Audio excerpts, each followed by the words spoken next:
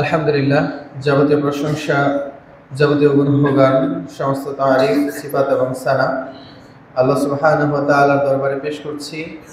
যে আল্লাহ তাআলা আমাদেরকে আজকের জুমার দিনে নির্ধারিত সময়ে নির্দিষ্ট কিছু মানুষকে মসজিদে আসার তৌফিক দান করেছেন। সে আল্লাহ সুবহানাহু ওয়া তাআলার দরবারে লাখো কোটি শুকরিয়া আদায় করার নিমিত্তে আমরা অন্তঃস্থল থেকে কালিমাতুশ শুকরিয়া পাঠ পড়ছি আলহামদুলিল্লাহ।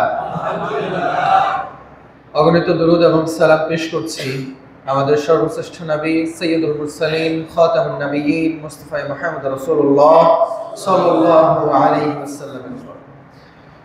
অতঃপর দরুদ পেশ করছি শান্তি অবতীর্ণ হোক তার পরিবারবর্গ এবং সকল সাহাবায়ে কেরামের উপর।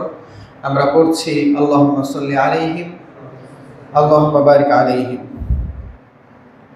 সম্মানিত মুসলিমিনে কেরাম, উপস্থিত শ্রোতা মণ্ডলী, আজকে আমরা একটি বিষয় নিয়ে আলোচনা করতে যাচ্ছি এবং বিষয়টি বেশ গুরুত্বপূর্ণ, অন্যান্য দিনের মতোই। সর্বোপরি কোরআন এবং সুন্নাহর যেহেতু আলোচনা, তার মানে প্রতিটি বিষয়ই আমাদের জন্য গুরুত্বপূর্ণ। কারণ আপনাদের আবার অনেকের অভ্যস্ততা চলে আসতে পারে যে প্রত্যেক সপ্তাহে যেই আলোচনায় শুরু করি না কেন সেটাই গুরুত্বপূর্ণ, তাহলে কম গুরুত্বপূর্ণ কোনটা? আসলে আলোচনা কোনোটাই কম গুরুত্বপূর্ণ না, যেহেতু কোরআন এবং সুন্নাহর আলোচনা, সুতরাং সবগুলোই গুরুত্ব রাখে। তবে আজকের আলোচনা এই জন্য গুরুত্বপূর্ণ যে আমরা আজকে এমন একটি সাবজেক্ট নিয়ে আলোচনা করতে যাচ্ছি, সেই সাবজেক্টটা আমাদের মাঝে অনেকটাই অবহেলিত। সেটাও যে কোরআন এবং সুন্নাহর অন্তর্ভুক্ত একটি বিষয় এবং এটি যে আমাদের দায়িত্বের অন্তর্ভুক্ত, আমরা অন্যান্য বিষয়ে জানলে এবং মানলেও এটাকে মানতে চাই না। যেমন সালাত আদায় করা জরুরি, আমরা সকলেই জানি যে সালাত আদায় করতে হবে। যিনি রেগুলার সালাত আদায় করেন না তিনিও এটা জানেন যে যদিও তিনি সালাত আদায় রেগুলার করছেন না, কিন্তু সালাত আদায় করাটা জরুরি একজন মুসলিমের জন্য।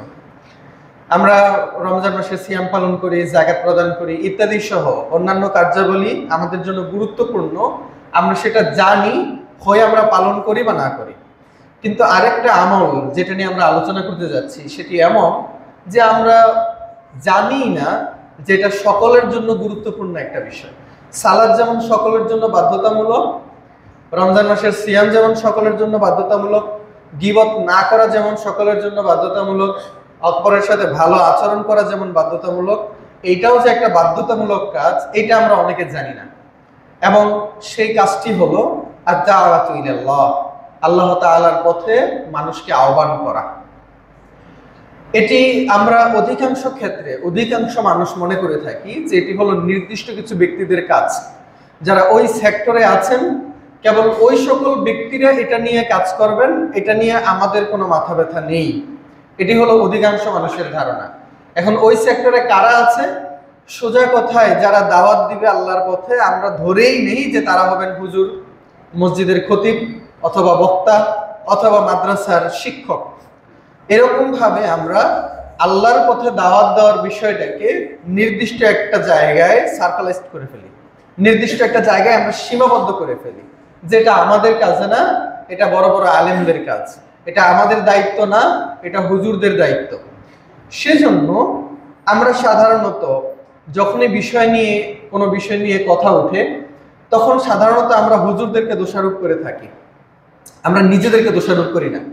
যেমন এই পর্যন্ত আমি সবচেয়ে বেশি যেই কথার সাথে সুপরিচিত সেটি হলো যে হুজুররা হক কথা বলে না। হুজুররা যদি হক কথা বলতো তাহলে সমাজ ভালো হয়ে যেত। এখন প্রশ্ন হলো যে যদি মেনেও নেই যে হুজুররা হক কথা বলে না, কিন্তু হক কথা বলার দায়িত্ব কি কেবলমাত্র হুজুরদের? আপনার কি দায়িত্ব নাই যে আপনিও হক কথা বলবেন? এটা কি আপনার দায়িত্বের উপরে পড়ে না? সমাজের মধ্যে যদি কোনো অন্যায় ঘটে, যদি সমাজের বড় বড় নেতৃবৃন্দ সঠিক কাজকে গুরুত্বপূর্ণ না মনে করেন, যদি সমাজের গুরুত্বপূর্ণ ব্যক্তিরা সুদের সাথে জড়িয়ে যান, ঘুষের সাথে জড়িয়ে যান, চাঁদাবাজির সাথে সম্পৃক্ত হয়ে পড়েন, যদি সমাজের গুরুত্বপূর্ণ বা নেতারা অপরের উপরে অত্যাচার করে, অন্যের সম্পদকে জোরপূর্বক নিয়ে নেয়, বিচারে গিয়ে পক্ষপাতিত্ব করে, এইটার বিরুদ্ধে বলার দায়িত্ব কি একমাত্র হুজুরদের নাকি সাধারণ মানুষেরও? তাহলে আমরা সাধারণত হক কথা বলার দায়িত্বটা কেবলমাত্র হুজুরদের উপরে চাপিয়ে দিই, যে হক কথা বলবে শুধুমাত্র কারা? শুধুমাত্র হুজুররা, যারা মসজিদে দাঁড়াবে, যারা মিম্বর নিবে, যাদের হাতে মাইক থাকবে, তারাই কেবলমাত্র হক কথা বলবে। আমাদের মনে হয় যে হক কথা বলার দায়িত্ব মনে হয় আমাদের না। তো এইটাই হলো একটা গুরুত্বপূর্ণ বিষয়, যে আল্লাহ তাআলার কথা আহ্বান করা, মানুষকে ডাকা, সৎ কাজের প্রতি মানুষকে আহ্বান জানানো, অসৎ কাজের ব্যাপারে নিষেধ করার দায়িত্বটা কেবলমাত্র হুজুরদের দায়িত্ব না, বরং প্রতিটি মুসলিমের জরুরি এবং কর্তব্য হলো যে তিনি মানুষকে আল্লাহ তাআলার কথা আহ্বান জানাবেন। এবং এই ব্যাপারে গুরুত্ব অপরিসীম। আল্লাহ সুবহানাহু ওয়া তাআলা কোরআনুল কারীমের মধ্যে অসংখ্য আয়াত এনেছেন, রাসূল সাল্লাল্লাহু আলাইহি ওয়াসাল্লামের অসংখ্য হাদিস বর্ণিত হয়েছে। আমি এই আলোচনার উপরে স্টাডি করতে গিয়ে আমি এত পরিমাণে কোরআনুল কারীমের আয়াত পেয়েছি, এত পরিমাণে হাদিস পেয়েছি, যে আমার কাছে মনে হচ্ছে যে কোনো কিছু বলারই দরকার নেই, কেবল এটুকু বলাই যথেষ্ট যে কোরআনুল কারীমে এবং হাদিসে অসংখ্য বর্ণনা এসেছে কেবলমাত্র আল্লাহ তাআলার কথা আহ্বান করার গুরুত্ব বোঝাতে গিয়ে। কেন? কারণ এত পরিমাণে কোরআনের আয়াত আল্লাহ তাআলা নিয়ে এসেছেন যে সেটা বলা বাহুল্য, এত পরিমাণে হাদিস রাসূল সাল্লাল্লাহু আলাইহি ওয়াসাল্লাম নিয়ে এসেছেন যেটা বলা বাহুল্য, আমরা আলোচনা করে শেষ করতে পারবো না। এমনকি পুরো মাস হয়তোবা শুধুমাত্র কোরআনের আয়াত এবং সুন্নাহর হাদিসগুলোকে নিয়ে আসলেও আমরা আমাদের আলোচনা শেষ করতে পারবো না। তো এখান থেকে প্রাথমিকভাবে অনুধাবন করা যায় যে আল্লাহ তাআলার পথে দাওয়াত দেওয়ার বিষয়টি কতটা গুরুত্বপূর্ণ। আল্লাহ তাআলার পথে মানুষকে আহ্বান করার দায়িত্বটা আল্লাহ তাআলা প্রত্যেক মুসলিমের উপরে কিভাবে দান করেছেন। আমরা একটা হাদিস দিয়ে শুরু করতে চাই, যে হাদিস রাসূল সাল্লাল্লাহু আলাইহি ওয়াসাল্লামের পক্ষ থেকে বর্ণিত হয়েছে।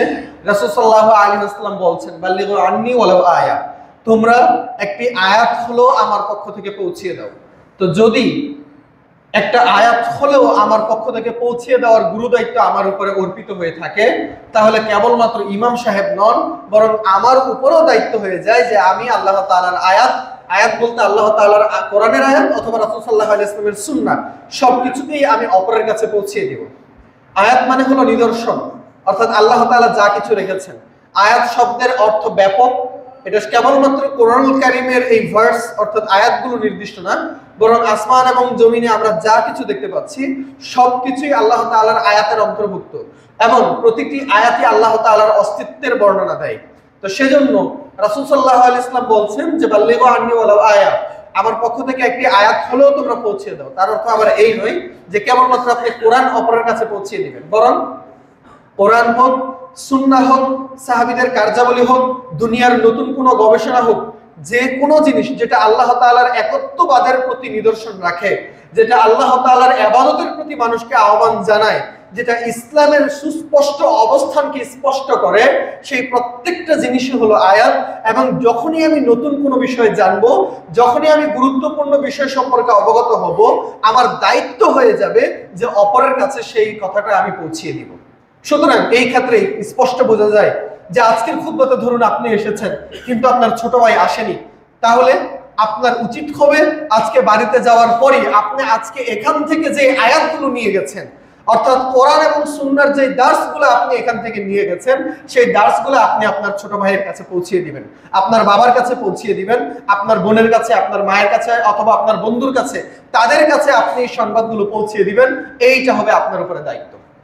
এবং আল্লাহ রাসূল সাল্লাল্লাহু আলাইহি ওয়াসাল্লামের পাশাপাশি আল্লাহ সুবহানাহু ওয়া তাআলা কোরআনুল কারীমের মধ্যে বলছেন, ওমান আহসানু ক্বাওলাম মিম্মান যাআ ইলাল্লাহ ওয়া আমিলা সলিহান ওয়া ক্বালা ইন্নানি মিনাল মুসলিমিন।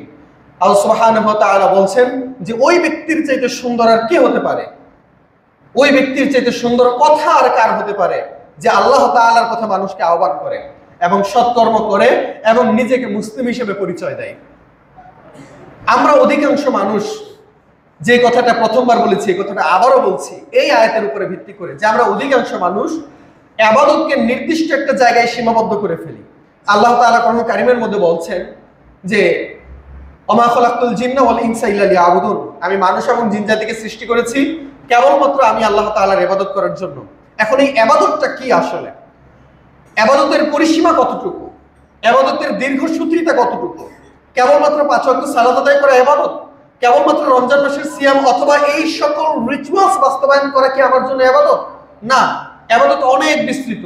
ইবাদতের উপরে আমরা লম্বা আলোচনা করেছিলাম ইতিপূর্বে, জানি না আপনাদের কার মনে আছে কিনা। ইবাদতকে আমরা 3 ভাগে ভাগ করেছিলাম। ইবাদতের প্রথম সেক্টর হলো আল আকীদা, অর্থাৎ বিশ্বাস স্থাপন করা। আল্লাহ সুবহানাহু ওয়া তাআলার উপরে বিশ্বাস স্থাপন করা, ফেরেশতা, নবী, আসমানি কিতাব এবং আখিরাত, তাকদীর, এই সকল জিনিসের উপরে বিশ্বাস স্থাপন করাও ইবাদতের অন্তর্ভুক্ত। তো এটা হলো ইবাদতের প্রথম পর্যায়, যে আপনি আকীদা অর্থাৎ আল্লাহ তাআলা সহ অন্যান্য গুরুত্বপূর্ণ বিষয়ের উপরে বিশ্বাস স্থাপন করবেন। এটা হলো ইবাদতের প্রথম পর্যায়। ইবাদতের দ্বিতীয় পর্যায় হলো যে সকল নেক কার্যাবলীর ব্যাপারে আল্লাহ এবং তার রাসূল সাল্লাল্লাহু আলাইহি ওয়াসাল্লাম আপনাকে আদেশ করেছেন সেই সকল কার্যাবলী বাস্তবায়ন করা। যেমন সেটা হতে পারে সালাত, সিয়াম, হজ, যাকাত। এর পাশাপাশি আরেকটা গুরুত্বপূর্ণ জায়গা, সেটা হলো ভালো আচরণ, নৈতিকতা, অন্যের সম্পদকে না নিয়ে নেওয়া, অন্যের উপরে অত্যাচার না করা ইত্যাদি। এটা হলো ইবাদতের আরেকটি অংশ। এবং এই ইবাদতের আরেকটা গুরুত্বপূর্ণ অংশ, যেটাকে আমরা অনেকাংশে ইবাদত মনে করি না, সেইটা হলো আল্লাহ তাআলার পথে মানুষকে আহ্বান করা। আল্লাহ তাআলা কোরআনুল কারীমে ওই জিনিসটাকে গুরুত্ব দিচ্ছেন। আল্লাহ তাআলা সর্বশেষে বলছেন ঈমানের কথা, ওয়াকালা ইন্নানি মিনাল মুসলিমিন, অর্থাৎ একজন সত্যিকারের ঈমানদার, যে ব্যক্তি সুন্দর হবেন, ওই সুন্দর ঈমানদার ব্যক্তির তিনটা বৈশিষ্ট্যের কথা আল্লাহ তাআলা এই আয়াতে বর্ণনা করছেন। এবং এই আয়াতটা এতটাই সুন্দর, জানি না আপনারা কতটুকু বুঝতে পারবেন। এই আয়াতকে কেন্দ্র করে একজন ব্যক্তি আমার দেখা তিনি মুসলিম হয়েছেন, কেবলমাত্র এই আয়াতকে কেন্দ্র করে। তিনি যখন তার একটা বন্ধুর সাথে কথাবার্তা চলতো, তার এক বন্ধু তাকে বিভিন্ন সময় ইসলামের দাওয়াত দিত, কিন্তু সে এই বিষয়গুলোকে গুরুত্ব দিত না। এবং দেখা গেল যে তার বন্ধু তাকে অনেকগুলো বইও গিফট করেছিল, অনেকগুলো বই গিফট করেছে, কিন্তু সে বইগুলো ওইভাবে আপনারা যেরকম কোরআনুল কারীম তাকের ভিতরে রেখে ভরে রাখেন, গিলাফের ভিতরে রেখে দেন, ওই রকম সেও অজ্ঞতাবশত অনিচ্ছাপূর্বক সেই বইগুলোকে রেখে দিয়েছে। হঠাৎ তার কোনো একটা প্রয়োজনে অন্য কিছু নিতে গিয়ে ওই একটা বই তার হস্তগত হয়, সে বইটা খোলে এবং ডিরেক্টলি এই আয়াতের উপরে তার চোখ পড়ে। এই বর্ণনা করছেন, আমি তার বর্ণনা আপনাদেরকে বলে শোনাচ্ছি। হঠাৎ করে এই আয়াতের উপরে তার দৃষ্টি পড়ে, যেখানে আল্লাহ তাআলা বলছেন ওমান আহসানু ক্বালাম মিম্মান দাআ ইলাল্লাহ ওয়া আমিলা সলিহান ওয়া ক্বালা ইন্নানি মিনাল মুসলিমিন, যে ওই ব্যক্তির চাইতে সুন্দর আর কে হতে পারে, ওই ব্যক্তির চাইতে সুন্দর কথা আর কার হতে পারে, যে আল্লাহর পথে ডাকে, সৎকর্ম করে এবং নিজেকে মুসলিম বলে স্বীকৃতি দেয়। এই আয়াত দেখার পরে তার অন্তর বিগলিত হয়ে যায়। এই আয়াত দেখার পরে সে অবাক হয়ে যায় যে এত সুন্দর কথা, এত সুন্দর কথাও কি কোনো জায়গায় থাকতে পারে? কি সুন্দরভাবে এখানে একটা বিষয় উপস্থাপন করা হচ্ছে, সবচেয়ে উত্তম ব্যক্তির বর্ণনা এখান থেকে দেওয়া হচ্ছে। সে এই আয়াতের প্রতি আকৃষ্ট হয়ে ইসলাম নিয়ে গবেষণা করা শুরু করে এবং সর্বশেষ সেই গবেষণা তাকে ইসলাম পর্যন্ত পৌঁছিয়ে দেয়। এখান থেকে বিষয় হলো এই যে জানি না আমি আপনাদেরকে এই আয়াতের গুরুত্ব কতটুকু বুঝাতে পারবো, কিন্তু সেই ব্যক্তি এই গুরুত্বটা বুঝতে পেরেছিলেন। বলছিলাম এই আয়াতে আল্লাহ তাআলা তিনটা কথা বলছেন, তার সর্বশেষে আল্লাহ তাআলা যেই কথাটা নিয়ে এসেছেন সেটা হলো ঈমানের বিষয়, যে নিজেকে মুসলিম বলে স্বীকৃতি দেওয়া। তার দ্বিতীয় পর্যায়ে আল্লাহ তাআলা যে কথাটা নিয়ে এসেছেন সেটা হলো সৎকর্ম করা, অর্থাৎ সালাত, সিয়াম, হজ, যাকাত, ভালো আচরণ ইত্যাদি, যেগুলোকে আমরা সৎকর্ম মনে করি, এই সকল কাজ বাস্তবায়ন করা। কিন্তু এই দুইটার পূর্বে সর্বপ্রথম স্তরে আল্লাহ তাআলা যেই কথা বলছেন সেটা হলো যেই ব্যক্তি আল্লাহ তাআলার পথে মানুষকে দাওয়াত দেয়, অর্থাৎ আল্লাহ তাআলার পথে দাওয়াত দেওয়াই হলো একজন সুন্দর ঈমানদারের সর্বপ্রধান এবং সর্বপ্রথম বৈশিষ্ট্য। যদি আপনি আল্লাহ তাআলার পথে মানুষকে দাওয়াত না দেন, আপনি হয়তোবা সৎকর্ম করছেন, হয়তোবা আপনি নিজেকে মুসলিম বলে স্বীকৃতি দিচ্ছেন, অথবা একই সাথে দুইটা বাস্তবায়ন করছেন, তারপরও আল্লাহর বক্তব্য অনুযায়ী কোরআনুল কারীমের এই আয়াত অনুসারে আমি আপনাদেরকে বলছি যে আপনি এখনো সুন্দর ঈমানদার হতে পারেন নাই। কেন? কারণ আপনি আল্লাহ তাআলার সুন্দর ঈমানদারের যে প্রথম বৈশিষ্ট্য ছিল, ওই প্রথম বৈশিষ্ট্যই আপনি এখন পর্যন্ত বাস্তবায়ন করেননি। সেই বৈশিষ্ট্যটা কি? আল্লাহ তাআলার পথে আমাকে দাওয়াত দিতে হবে। এখন আল্লাহ তাআলার পথে দাওয়াত দেওয়াটাই হলো আমার জন্য সবচাইতে গুরুত্বপূর্ণ কাজের একটি। এই জন্য আল্লাহ রাসূল সাল্লাল্লাহু আলাইহি ওয়াসাল্লামকে আল্লাহ তাআলা এই কাজের জন্যই পাঠিয়েছেন। এমনকি রাসূল সাল্লাল্লাহু আলাইহি ওয়াসাল্লাম নয়, বরং অন্যান্য সকল নবীগণ, সকল রাসূলগণ সবাইকে আল্লাহ তাআলা পাঠিয়েছেন কেবলমাত্র আল্লাহ তাআলার পথে মানুষকে আহ্বান করার জন্য। আল্লাহ সুবহানাহু ওয়া তাআলা কোরআন কারীমের মধ্যে বলছেন ওয়ালাকাদ বাআসনা ফি কুল্লি উম্মাতি রাসূলা আন ইয়াবুদুল্লাহা ওয়া ইয়াজতানিবুত তাগুত। আল্লাহ সুবহানাহু ওয়া তাআলা বলছেন যে আমি প্রত্যেকটা জাতির মাঝে একজন করে রাসূল পাঠিয়েছি, একজন করে বার্তাবাহক পাঠিয়েছি, কেবলমাত্র এই জন্য যাতে করে তারা তাদেরকে ঘোষণা করে, তাদেরকে আহ্বান জানায়, তাদেরকে বলে দেয় যে তোমরা আল্লাহ তাআলার ইবাদত করো এবং তোমরা তাগুতি হইও না, তোমরা তাগুত থেকে বিরত থাকো। তো একজন ব্যক্তির, একজন মুসলিমের, একজন রাসূলের, একজন নবীর সর্বপ্রধান এবং একমাত্র দায়িত্বই ছিল যে তিনি আল্লাহ তাআলার পথে মানুষকে আহ্বান করবেন। এটাই ছিল তার প্রধান দায়িত্ব। তাহলে আল্লাহ রাসূল সাল্লাল্লাহু আলাইহি ওয়াসাল্লামের উপরও সেই দায়িত্ব ছিল, এবং রাসূল সাল্লাল্লাহু আলাইহি ওয়াসাল্লামের ওরাসাত হিসেবে, রাসূল সাল্লাল্লাহু আলাইহি ওয়াসাল্লামের উত্তরাধিকার হিসেবে আমাদের সকলের এইটাই দায়িত্ব যে আমরা একে অপরকে ইসলামের পথে অন্যকে আহ্বান জানাবো, একে অপরকে ইসলামের ব্যাপারে সংবাদ দিব। কোরআনের আয়াতগুলো, আল্লাহ সুবহানাহু ওয়া তাআলার প্রদর্শিত আয়াতগুলো আমি অপরের কাছে পৌঁছে দিব। এটা হলো আমার গুরুত্বপূর্ণ একটি বিষয়। এবং আল্লাহ রাসূল সাল্লাল্লাহু আলাইহি ওয়াসাল্লাম এই কাজ করেছেন, সাহাবীরা এই কাজ করেছেন, এবং আমাদেরকেও সেটাই করতে হবে। যদি আল্লাহ রাসূল সাল্লাল্লাহু আলাইহি ওয়াসাল্লাম অথবা সাহাবীরা এই কাজ থেকে এইভাবে বিরত থাকতেন যেভাবে আজকে আমরা বিরত আছি, তাহলে ইসলাম আজ পর্যন্ত এই জায়গায় আসতো না। সেই কোথায় আরব, সেই মরুভূমির ইসলাম আমাদের বাংলাদেশে চলে এসেছে, তাও আজকে নয়, 1000 বছর পূর্বে। সেই মরুভূমির ইসলাম ইউরোপ আমেরিকাতে চলে গেছে, সেই মরুভূমির ইসলাম স্পেন, জাপান, চীনে চলে গেছে। সেই মরুভূমির ইসলাম যদি ওই সময়ের লোকেরা তাদের মাঝেই সীমাবদ্ধ রাখতো, আমরা যেরকম কেবলমাত্র সালাত, সিয়াম, হজ, যাকাতের উপরে সীমাবদ্ধ আছি, ওই সাহাবীরা, ওই সকল লোকেরাও যদি এইভাবেই সীমাবদ্ধ থাকতেন, তারা বিভিন্ন জায়গায় ছড়িয়ে ছিটিয়ে না গিয়ে যদি তারা ইসলামের দাওয়াতগুলোকে প্রচার না করতেন, তাহলে আমাদের কাছে ইসলাম আসতো না।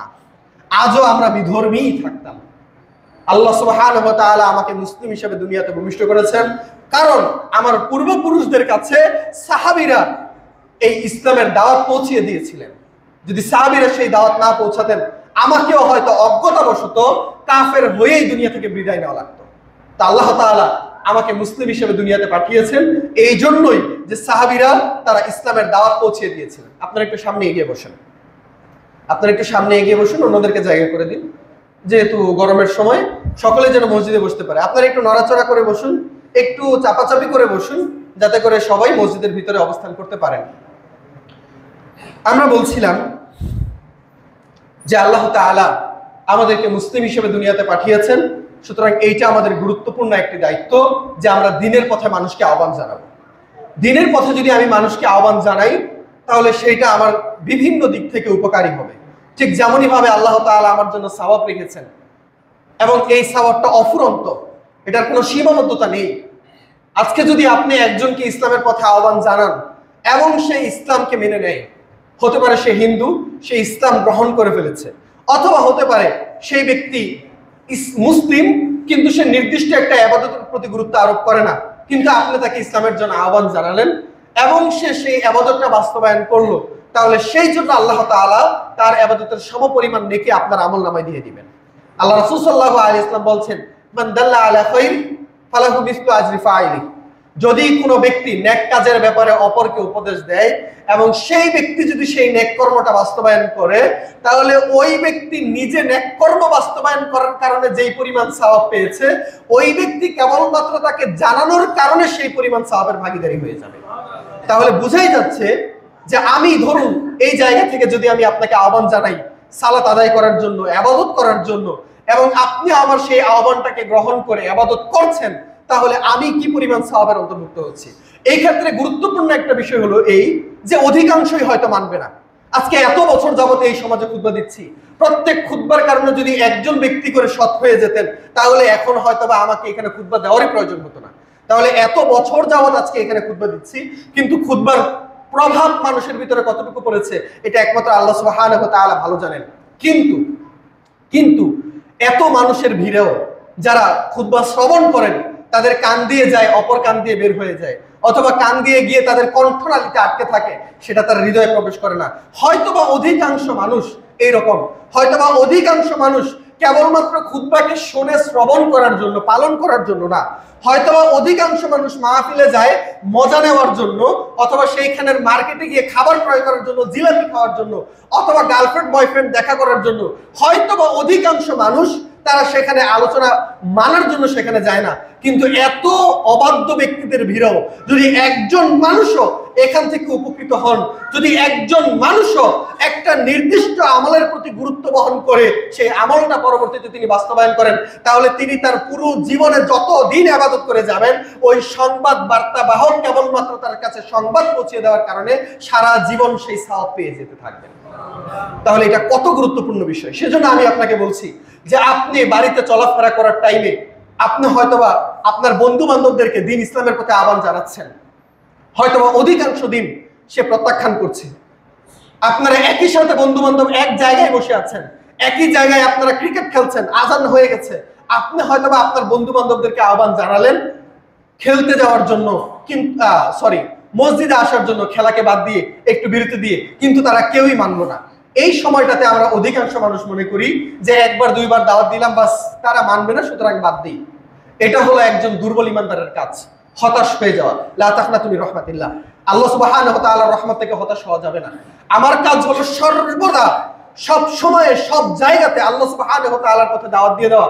কখন, কোথায়, কিভাবে কাজে লেগে যাবে সেটা আপনি নিজেও জানবেন না। ডক্টর জাকির নায়েক হয়তোবা অসংখ্য আলোচনা করছেন, অসংখ্য মানুষ তার কাছে ইসলাম গ্রহণ করছে, কিন্তু আমি এমন অসংখ্য মানুষকে মুসলিম হতে দেখেছি যারা ডক্টর জাকির নায়েকের কাছে গিয়ে মুসলিম হয়নি, কেবলমাত্র দূর থেকেই তার আলোচনা শুনে ইসলাম গ্রহণ করেছে। ডক্টর জাকির নায়েকের কাছে সেই সংবাদ আছে যেই সংবাদ তার কাছে পৌঁছিয়েছে যে এই মানুষ আমার কাছে এসে ইসলাম গ্রহণ করেছে। হয়তোবা সেজন্য নির্দিষ্ট একটা সংখ্যা সে দাঁড় করাতে পারে যে এত মানুষ আমার বক্তব্যের কারণে ইসলাম গ্রহণ করেছে, কিন্তু এর বাহিরে আমি কত মানুষকে পেয়েছি যারা কেবলমাত্র ডক্টর জাকির নায়েকের বক্তব্য শুনে ইসলাম গ্রহণ করেছে, অথচ ডক্টর জাকির নায়েক নিজেও জানে না যে এই লোকটা আমার কারণে ইসলাম গ্রহণ করেছে। তাহলে এই জায়গা থেকে গুরুত্বপূর্ণ বিষয় হলো এই যে আমার কাজ হলো মানুষকে দাওয়াত দিয়ে যাওয়া, আমার কাজ হলো মানুষকে ইসলামের পথে আহ্বান করে যাওয়া। সে মানুক বা না মানুক সেটার প্রতি আমার গুরুত্ব আরোপ করার টাইম নেই, সে গ্রহণ করুক বা না করুক সেটার প্রতি আমার দেখা উচিত নয়। আমার দায়িত্ব হলো মানুষের কাছে দাওয়াত পৌঁছে যাওয়া। আপনার বন্ধু বান্ধব আছে, হয়তোবা আপনি আজকে তাকে মসজিদের জন্য আহ্বান করছেন, সে আজকে বলবে যে আজকে তার কাপড় খারাপ, আরেকদিনে আপনি তার বন্ধুকে আহ্বান করলেন নামাজে যাওয়ার জন্য, সে পরবর্তী দিনও বলবে হয়তোবা যে তার কাপড় খারাপ, তার কাপড় অপবিত্র, সে মসজিদে যেতে পারবে না। আরেকদিন তাকে আহ্বান করবেন, সে বলবে যে আমার খুব গুরুত্বপূর্ণ একটা কাজ বাকি আছে, আমার ট্রেন মিস হয়ে যাচ্ছে, ইত্যাদি ইত্যাদি। অসংখ্য রকমের হয়তোবা উসিলা এবং অজুহাত সে আপনার উপরে দাঁড় করাবে, কিন্তু আপনি মুসলিম হিসেবে আপনার দায়িত্ব হলো যে এখান থেকে কখনোই পিছপা হয়ে না যাওয়া, সর্বদা তাকে ইসলামের পথে আহ্বান জানানো। 1 দিন 2 দিন 10 দিন হয়তোবা 50 দিন সে অস্বীকার করবে, কিন্তু 50 দিনের পরে যদি একবারও সে আপনার কথায় মসজিদে এসে আপনার সাথে সালাত আদায় করে, তাহলে সে ওই দিন সালাত আদায় করার কারণে যে পরিমাণ নেকি পাচ্ছে, আপনি কেবলমাত্র তাকে ডাকার কারণেই সেই নেকি পেয়ে যাচ্ছেন। তাহলে এই জিনিসটার প্রতি আমাকে বুঝতে হবে, গুরুত্ব দিতে হবে। তার চাইতেও গুরুত্বপূর্ণ বিষয় হলো এই, যদি এই লোকটা আপনার কথা মানতে মানতে একবারে একাধারে তিনি নামাজি হয়ে যান, তাহলে এই লোক তার পুরো জীবনে যত পরিমাণে সালাত আদায় করে যাবেন, তার সারা জীবনের সালাতের মর্যাদা এবং সওয়াব আপনি পেয়ে যাবেন। তাহলে এই সওয়াবকে কেন আমরা অবমূল্যায়ন করছি? কেন এই সওয়াবকে আমরা তুচ্ছ আকারে দেখছি? এই সওয়াবকে তুচ্ছ আকারে দেখার অন্যতম আরেকটা কারণ হলো এই যে আমরা আমাদের বন্ধুত্বকে ধ্বংস করতে চাই না। অধিকাংশ মানুষকে দেখেছি তারা সিয়াম পালন করে, সালাত আদায় করে, ভালো কাজের ব্যাপারে সতর্ক থাকে, দাড়ি রাখে, টাকনুর উপরে কাপড় পরে, ইত্যাদি সকল ভালো কাজের সাথে সে সম্পৃক্ত, কিন্তু তার ফ্রেন্ড সার্কেল ভালো না। এমনকি সে তার ফ্রেন্ড সার্কেলকে ভালো হওয়ার জন্য আহ্বান করে না। বিশেষ করে ইউনিভার্সিটিতে আমরা এটা সহজেই দেখতে পাই। আপনি সিগারেট খান না ঠিক আছে, কিন্তু আপনার যে ফ্রেন্ড সার্কেল আছে তারা সিগারেট খায়, কিন্তু আপনি তাদেরকে সিগারেট খাওয়ার ব্যাপারে নিষেধ করছেন না, দিনে ফেরার ব্যাপারে আহ্বান করছেন না, এই ভয়ে যে যদি আপনি তাদেরকে সৎ কাজের ব্যাপারে আহ্বান করতে যান, তখন দেখা যাবে যে তারা আপনার সাথে বন্ধুত্ব ভঙ্গ করবে। আপনি আপনার পরিবারের মধ্যে, আপনার মা হয়তো সালাত আদায় করে না, অথবা বাজে ব্যবহার করে, প্রতিবেশীর সাথে খারাপ ব্যবহার করে, অথবা গীবত করে, কিন্তু আপনি আপনার মাকেও সেই ব্যাপারে উপদেশ দিচ্ছেন না, ইসলামের বাণী তাকে পৌঁছে দিচ্ছেন না, কেবলমাত্র এই ভয়ে যে আপনার মা আপনাকে খারাপ ভাববেন, আপনাকে বাজে সন্তান ভাববেন, অথবা সম্পর্ক নষ্ট হয়ে যাবে। তাহলে এই যে আমাদের ব্যক্তিগত জীবনের সীমাবদ্ধতা, এই সীমাবদ্ধতা থেকে ছাড়িয়ে যদি আমি আল্লাহ তাআলার পথে যেতে না পারি, তাহলে আমি প্রকৃত মুসলিম হতে পারিনি। এজন্যই আমি গত সপ্তাহের আগের সপ্তাহে এই কথাটা বলেছিলাম যে মানুষের দাস যদি না হতে চান, তাহলে আল্লাহ সুবহানাহু ওয়া তাআলার দাস হন। যদি আল্লাহ তাআলার দাস হতে পারেন, তাহলে দুনিয়ার সবকিছু আপনি ওভারকাম করে সামনে এগিয়ে যেতে পারবেন। যদি আল্লাহ তাআলার দাস হতে পারেন, তাহলে কোনো মানুষের দাস হওয়া লাগবে না, বন্ধুত্বের দাস হওয়া লাগবে না, কোনো টাকার গোলাম হওয়া লাগবে না, কোনো রকমের পদ মর্যাদার গোলাম হওয়া লাগবে না, অর্থের গোলাম হওয়া লাগবে না, বড় ব্যবসা অথবা বিজনেসের গোলাম হওয়া লাগবে না। যদি আপনি আল্লাহর গোলাম হিসেবে নিজেকে বাস্তবায়িত করতে পারেন, তাহলে সব রকমের ব্যস্ততা এবং সব রকমের সীমাবদ্ধতা থেকে আপনি নিজেকে বের করতে পারবেন, এবং সেইটাই হলো চূড়ান্ত সফলতা। সেজন্য সম্মানিত উপস্থিতি মুসলিম কেরাম, আমি একজন মুসলিম হিসেবে আমার প্রধান দায়িত্ব হলো যে আমি আল্লাহ সুবহানাহু ওয়া তাআলার পথে আহ্বান জানাবো। হোক যদি এখানে আশঙ্কা থাকে যে আমার বন্ধুত্ব ধ্বংস হয়ে যাবে, যদিও এখানে আশঙ্কা থাকে যে আমার সম্পর্ক ধ্বংস হয়ে যাবে, যদিও এখানে আশঙ্কা থাকে যে আমি আমার বসকে ইসলামের পথে দাওয়াত দিলে সে আমাকে চাকরিচ্যুত করবে, যদিও এরকম আশঙ্কা থেকে থাকে যে আমি আমার নেতাকে যদি ইসলামের পথে দাওয়াত দেই, অন্যায় থেকে সতর্ক করি, তাহলে সে আমাকে দল থেকে বের করে দিবে, হোয়াট এভার হ্যাপেন্স, যে কোনো কিছুই হোক না কেন, এই সব কিছুকে ব্যতি রেখে সবকিছুকে আপনি তুচ্ছ জ্ঞান করে যদি আল্লাহর পথে তাকে আহ্বান করতে পারেন, তবেই আপনি সুন্দর একজন ইমানদার। আর এর বাহিরে যতক্ষণ পর্যন্ত আপনি সেটা করতে না পারছেন, ততক্ষণ পর্যন্ত হতে পারে আপনি 5 ওয়াক্ত সালাত আদায় করেন, হতে পারে আপনি সিয়াম পালন করেন, হতে পারে আপনি আল্লাহ তাআলার প্রতি পরিপূর্ণ ইমানদার, তারপরেও আপনি পরিপূর্ণ মুসলিম নন, তারপরেও নন। আল্লাহ সুবহানাহু ওয়া তাআলা কোরআনুল কারীমের মধ্যে বলছেন, যেই সূরা আমরা সর্বপ্রথম আলোচনা করেছি, যেই সূরা আমরা তেলাওয়াত করেছি, আল্লাহ তাআলা বলছেন, ওয়াল আসর, সময়ের শপথ, ইন্নাল ইনসানা লাফি খুসর, সকল মানুষ বিপদগ্রস্ত। আল ইনসান সাধারণত কালেকটিভ বোঝায়, অর্থাৎ সামষ্টিক নাউন আমরা যেটাকে ব্যাকরণে বলি। ইনসান শব্দটি এমনিতেই সকল মানুষকে অন্তর্ভুক্ত করে, কিন্তু এর পাশে আবার আল্লাহ তাআলা আলিফ লাম নিয়ে এসেছেন, ইন্নাল ইনসান। ইনসান এমনিতেই বহুবচন, সকল মানুষকে বোঝায়, কিন্তু এর পূর্বে আল্লাহ তাআলা আবার আলিফ লাম নিয়ে এসেছেন। এই আলিফ লামকে আরবিতে বলা হয় আলিফ লাম আল ইস্তিগরাকিয়া। যদি আমরা সহজ ভাষায় বলি, যেহেতু আপনারা ব্যাকরণ বুঝবেন না, যদি সহজ ভাষায় বলি, আল্লাহ তাআলা বহু বচনের উপরে বহু বচন নিয়ে এসেছেন। তার মানে একে তো আল্লাহ তাআলা এক শব্দ দিয়েই বলতে পারতেন যে সকল মানুষ ক্ষতিগ্রস্ত, কিন্তু সকল মানুষের উপরেও আবার আল্লাহ তাআলা আলিফ লাম নিয়ে এসে সকলকে আবার সর্বোচ্চ করেছেন, যে প্রত্যেকটা মানুষ, প্রতিটা ব্যক্তি, নর নারী পুরুষ সবাই, হোক সে বৃদ্ধ অথবা যাই হোক না কেন, প্রতিটা মানুষ ক্ষতিগ্রস্ত। ব্যতীতে কারা? এর বাহিরে কারা আছে? কেবলমাত্র যাদের ভিতরে 4টা গুণাবলী রয়েছে, এই গুণাবলী যুক্ত কিছু মানুষ বাদে সকলেই ক্ষতিগ্রস্ত। এভরিওয়ান অফ ইউ আর, প্রত্যেকেই আমরা ক্ষতিগ্রস্ত। এই 4টা বৈশিষ্ট্য কি আপনাদের জানার কথা। আল্লাহ সুবহানাহু ওয়া তাআলা বলছেন, ইল্লাল্লাযীনা আমানু, যারা ঈমানদার, ওয়া আমিলুস সলিহাত, এবং যারা সৎ কাজ করে, ওয়া তাওয়াসাউ বিল হক ওয়া তাওয়াসাউ বিস সবর, এবং তারা মানুষকে সত্যের পথে আহ্বান করে এবং মানুষকে ধৈর্যের পথে আহ্বান করে। আমরা ইতিপূর্বেই দেখেছি, আমরা খুতবার শুরুতেই বলেছিলাম যে মানুষকে আল্লাহর পথে আহ্বান করা, ইসলামের দাওয়াত দেওয়া, এটা এমনিতেই সৎ কাজের অন্তর্ভুক্ত, এমনিতেই এটা সৎ কাজের অন্তর্ভুক্ত। কিন্তু তারপরেও আল্লাহ তাআলা আবার এটা এখানে আলাদা করে উল্লেখ করেছেন। সকল ফেরেশতা, যেরকম সকল ফেরেশতার মধ্যে আমরা বলতে পারি যে মিকাইল, জিবরাইল, তারা সকলেই তো ফেরেশতা, কিন্তু ফেরেশতাদের কথা উল্লেখ করার পরেও আবার আল্লাহ তাআলা মিকাইল এবং জিবরিলের নাম উল্লেখ করেছেন সূরা বাকারাতে, যেখানে কোরআনুল কারীমের অন্তর্ভুক্তই সূরা ফাতিহা। তারপরেও আল্লাহ তাআলা কোরআন উল্লেখ করার পরেও আবার আলাদা করে সূরা ফাতিহার কথা উল্লেখ করেছেন, সাবাল মাসানি। কথা হলো যে এগুলোর মাধ্যমে কি বোঝানো হয়? তার মানে বোঝানো হচ্ছে যে এর গুরুত্ব কতটুকু। সূরা ফাতিহা কোরআনেরই অন্তর্ভুক্ত, তারপরেও আল্লাহ তাআলা আবার আলাদা করে সূরা ফাতিহার কথা উল্লেখ করেছেন। ফেরেশতার মধ্যে জিবরাইল, মিকাইল অটোমেটিকলি আছে, কিন্তু তারপরও ফেরেশতাদের পাশাপাশি আবার তাদেরকে আলাদা করে উল্লেখ করেছেন তাদের গুরুত্ব বোঝানোর জন্য। সেখানে আমরা দেখতে পাচ্ছি আল্লাহ তাআলার পথে দাওয়াত দেওয়া অটোমেটিক্যালি এটা সৎ কাজের অন্তর্ভুক্ত, কিন্তু তারপরেও আল্লাহ তাআলা আবার আলাদা করে এটাকে উপস্থাপন করছেন। তাহলে এইটা কতটা গুরুত্বপূর্ণ বিষয়, এবং সৎ কাজের প্রতি, ইসলামের প্রতি, সত্যের প্রতি আহ্বান করার বিষয়টাকে, অর্থাৎ মানুষকে দাওয়াত দেওয়ার বিষয়টাকে আল্লাহ তাআলা 2বার উল্লেখ করেছেন। প্রথমত হলো ওয়া তাওয়াসাউ বিল হক, সত্যের প্রতি মানুষকে আহ্বান করতে হবে, ওয়া তাওয়াসাউ বিস সবর, এবং ধৈর্যের প্রতি মানুষকে আহ্বান করতে হবে। তাহলে এখান থেকে বোঝা যাচ্ছে যে আমরা সহজেই বুঝতে পারি কেন পরবর্তীতে ধৈর্যের প্রয়োজন, কি জন্য পরবর্তীতে ধৈর্যের প্রতি মানুষকে আহ্বান করার প্রয়োজন। কারণ হলো কেবলমাত্র আপনি যদি সত্যের পথে মানুষকে আহ্বান জানান, সব মানুষ যে মেনে নিবে এটার কোনো নিশ্চয়তা নেই। সব মানুষ যে এটা না মানলেও চুপ থাকবে এই ব্যাপারেও নিশ্চয়তা নেই। হতে পারে সে আপনার কথা মানার বিপরীতে আপনার উপর অ্যাটাক করতে পারে। হতে পারে আপনি আপনার বসকে ইসলামের কথা আহ্বান করার পরে সে এটাকে না মেনে উল্টো আপনাকে চাকরিচ্যুত করলো।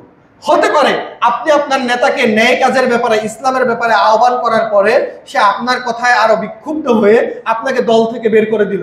হতে পারে আপনার বিজনেস পার্টনার যারা আছে তাদেরকে ইসলামের পথে আহ্বান করার কারণে তারা আপনার সাথে বিজনেস করা বন্ধ করে দিল। হতে পারে আপনি ইসলামের পথে আহ্বান করার কারণে আপনার মা আপনার সাথে সম্পর্ক ছিন্ন করলো, হতে পারে আপনার বন্ধু আপনার সাথে সম্পর্ক ছিন্ন করতে পারে। কিন্তু সবকিছুকে বাঁচিয়ে রেখে যখন আপনি আপনার উপরে বিভিন্ন রকমের অত্যাচার এবং বিপদ দেখতে পাবেন, তখন ধৈর্য ধারণ করা অথবা অপরকে ধৈর্যের ব্যাপারে উপদেশ দেওয়াটাও গুরুত্বপূর্ণ। সেজন্য আল্লাহ সুবহানাহু ওয়া তাআলা যারা ক্ষতিগ্রস্ত নয় এরকম সফলকাম ব্যক্তিদের 4টি গুণাবলীর কথা উল্লেখ করেছেন। নাম্বার 1 কারা? যারা আল্লাহ তাআলার প্রতি ঈমান আনবে। নাম্বার 2 কারা? যারা সৎকর্ম করবে। এবং পরবর্তী 2টাই হলো আল্লাহ তাআলার পথে দাওয়াত দেওয়ার ব্যাপারে। প্রথমটি হলো সরাসরি ইসলামের দাওয়াত দেওয়া, দ্বিতীয়ত হলো সরাসরি ইসলামের দাওয়াত দেওয়ার কারণে যে বিপদ আসতে পারে ওই বিপদের ব্যাপারে ধৈর্য ধারণ করার জন্য দাওয়াত দেওয়া। তাহলে এইটুকু যতক্ষণ পর্যন্ত আপনি বাস্তবায়ন না করছেন ততক্ষণ পর্যন্ত আপনি বিপদমুক্ত নন, ততক্ষণ পর্যন্ত আপনি বিপদমুক্ত নন। সেজন্য সম্মানিত উপস্থিতি মুসলিম কেরাম, আমাদের এই জায়গাটাই হলো গুরুত্বপূর্ণ যে আমরা আল্লাহ সুবহানাহু ওয়া তাআলার পথে দাওয়াত দিব। আমি প্রত্যেকটা ইন্ডিভিজুয়াল পারসন হিসেবে, স্বতন্ত্র ব্যক্তি হিসেবে আমার উচিত আল্লাহ তাআলার পথে মানুষকে দাওয়াত দেওয়া। এই ক্ষেত্রে কেউই এই জায়গা থেকে বাদ যাবেন না, কেউই বাদ যাবেন না। যারা ওলামায়ে কেরাম, যারা আলেম, যারা সাধারণত এই সকল কাজে দায়িত্ব গ্রহণ করে থাকেন, যারা সমাজের নেতৃত্বে থাকেন, তাদের অবশ্যই গুরু দায়িত্ব যে তারা একে অপরকে ইসলামের পথে আহ্বান করবেন।